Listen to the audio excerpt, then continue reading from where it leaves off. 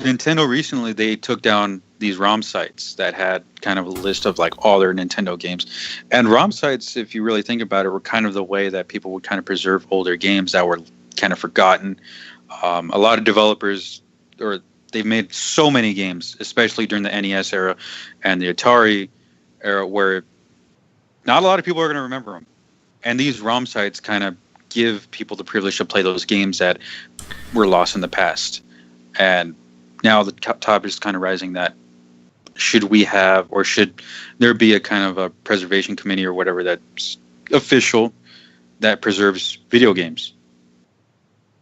Well, with Nintendo specifically, because I want to kind of focus on that just a little bit.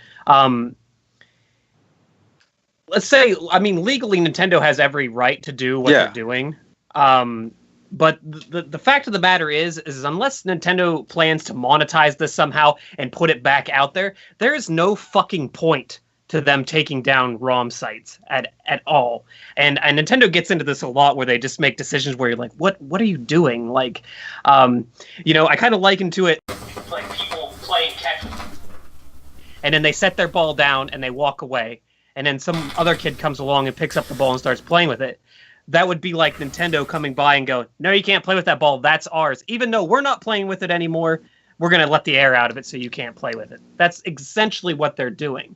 So if they plan to continue to play with the ball, then continue to play with the ball. But if you're letting it go, let somebody else have some fun with it at that point. And it's like you say, we're going into preserving art, we're going into preserving information and stuff like this. So if we're not going to make these games readily available to the public or for people to have access towards them, I don't want to over dramatize this, but we're sort of talking about something that's along the lines of like book burning, where we're just destroying information at this point because it's not out there for people to access.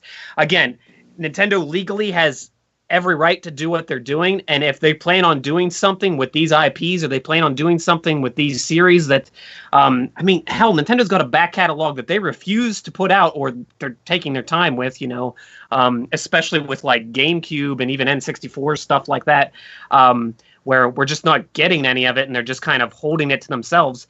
It's like, what's the point? Like, let them do it, It's a dick move. It really is. Yeah. There's no other way to say it. Nintendo's good at that. They've always been really, really stingy with their IPs, to the point where, like, I'm almost afraid to wear like a Pokemon shirt on my YouTube channel, because I'm afraid that Nintendo's going to look at that and go, we own the rights to those characters. You need to take that video down. Copyright infringement. It's almost that ridiculous. I see a Charmander in the back. Can you blur that out when you go to edit? There's a doing take a it down. Pokeball behind. Hey, you two spoons. The thing, I guess something that bugs me is going along that the amount of people trying to defend. Okay, like Nom said, yes, Nintendo has complete jurisdiction to go in and shut these down. They're their IPs, their products. They can do what the hell they want with them, but it still doesn't make it a smart move for consumers, And I guess what makes me mad is people trying to push, if you don't own the game, you shouldn't be able to download it. You should have to own the game to do it. Oh, okay, fine.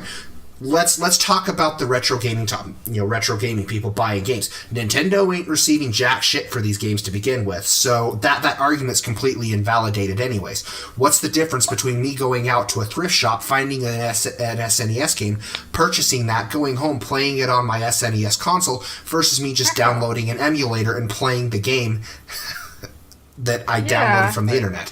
Makes no difference to Nintendo. And I hate the legal argument. I kind of talked about this on the last video I made when I was talking about Rick and Morty and stuff. People will always argue the legality of things. And just because something is legal doesn't mean it's the right thing to do.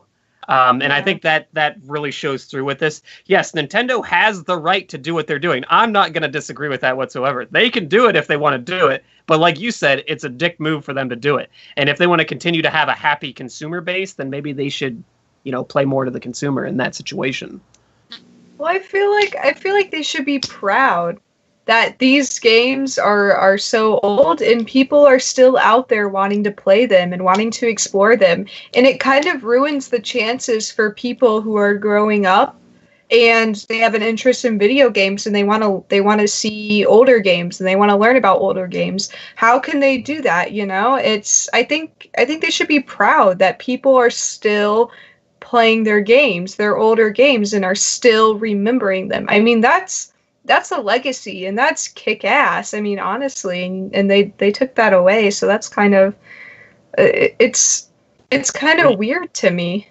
You make an excellent point, because talking about the latest generations and gamers and them trying to have retro gaming as a hobby. Retro gaming is probably one of the hardest hobbies to get into at this point, simply because of the access to the games. If you want to play them, your best bet is to get onto these ROM sites. Otherwise, you're going to be spending tons and tons of money, and not to mention how hard some of these games are to even find to begin with, and you got to pay for the system, the old console. You got to hope that it works. You got to go out and you buy. Close to impossible. One of these talk shows we talked about a Super Mario Brothers, the very first one, going for $30,000, right? $30,000 or something like that. Yeah, I mean, not everything is that absurd, but I mean, I've gone into game shops, where I've seen retro games that were $200 and $300 and $400 just for one game. If somebody wants to go out and experience like Iron Sword or something, I don't know, they might find one that's a copy that's like $30, $40, which is ridiculous. Yeah, and it's not just happening to the older consoles; it's actually happening to newer consoles. I don't know if y'all paid attention to my tweets. I think it was like a month, 2 months ago, so it was a while back. Most of y'all have heard of Marvel vs. Capcom 3? Yeah, Marvel vs. Capcom 3 Ultimate was released on the Xbox One and the PlayStation 4 a couple of years ago, kind of just to kind of hold people out because of Infinite or whatever, and they stopped printing the game recently.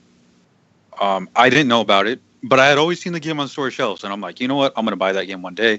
Let the price drop a little bit. Nope. They stopped printing that game, and now to even find that game is the hard part. Finding it now, you're paying. If you're going to pay somebody, like now that people know they've already scalped every area, of that game, and on Amazon, the game's going for around $160 to $180. Some people are even selling it around like $250 to $300. For a game that's on the PlayStation 4, you could probably buy it, digitally, but again, like people who want a physical copy. I mean, I don't know. Just it's getting real hard to even go and look for games that you really want to play, because there's a possibility that a game like that might be too expensive to own. And Shrooms, you and I were talking about this the other night, but the Sega Saturn being a console that is really hard to collect for, namely because emulators for that system don't work. And if they do, you have to have a really beefy computer, and even then it still doesn't run. I mean, and it's anyway you want to play a Sega Saturn game, you're looking at buying the console. One game I want to pick up is Panzer Dragoon Saga, but there's no way in hell I'm paying $420 for a copy without the case just to play that game.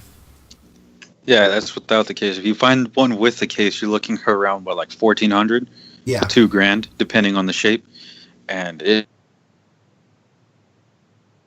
I think companies like either Nintendo, if they're not going to do anything with those IPs or something, let someone else buy them and make more copies or distribute them.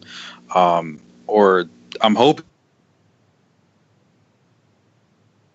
what said they got a bunch of their older games and they released it, but I want to see a lot of companies where like I want to see them have that backlog or that preservation of like their old games, that every game that they released in time. They see like something is increasing in price or people are like showing interest in a certain game, because it can happen at any time. There are thousands of games out there, thousands. Someone might find a gem in the rough, and when someone announces it, like you'll look at those bigger retro video game YouTubers like maybe Alpha Mega Sin, the Heavy Console Gamer. Not to say that it's bad that they mention it, but the moment they mention it, people will go out and they'll start looking for those games. Drive those prices up. I just think that companies should have a way to preserve those games, and kind of like when that time comes, you should have a way to like distribute, release those games. Just kind of, help the consumers out. It's better, in my opinion. No, you look like you're going to say something. No, I was just thinking, like, even if Nintendo wants to resell them themselves, I mean, it's completely an option for them to do that too. So Yeah. I don't know. Yeah, I don't know. That's just thought. You guys have anything else? Preserve games, damn it. I mean, okay, you know what?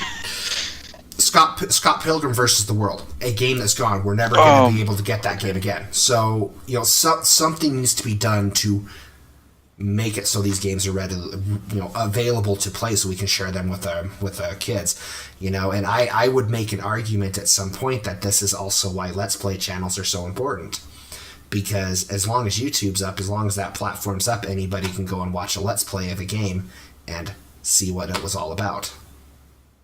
You know, you just kind of. Oh, go on, Scruncho. Well, I was going to say, in some of these games, they're really good games. I mean, just games that I feel like everybody should play.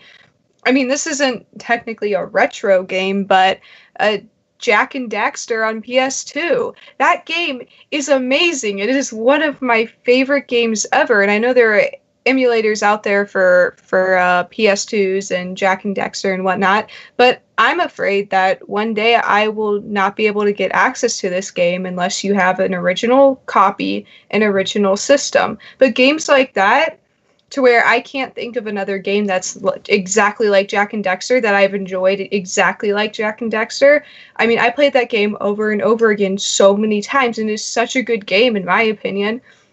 And I feel like everybody should be able to go and play older games, because just because we're coming out with new games continuously, it doesn't mean that these older games, despite their retro graphics, or they're not as good and cool and amazing and explosive, you know, gameplay. It doesn't mean it's not a good game, you know? There's a lot of games out there that are older that are just so much fun to play, and it's sad that we're running down this path that is forcing us to forget about these games, and new people that are growing up to love gaming, like I said before, aren't going to be able to have access to these games that are just so much fun, and newer games are all they're gonna know, you know? It's sad. Yeah, at some point, there's not going to be a workable PlayStation 2 on planet Earth. At some point, their Exactly. hardware, they're going to degrade. At some point, there's not going to be an option for that, and all we will have is the game available digitally. So, and that's actually a point I brought up in my video that I made about it when I talked about Nintendo shutting down these ROM sites. So, I'm scared now. I'm scared. Well, no, yeah. Well, you bring up a good point on, because I think about it, because like eventually, we're gonna get like 60 years old. You're in Spoons probably hit it before us, but we'll be right there. Probably, not probably. We will. No, but yeah.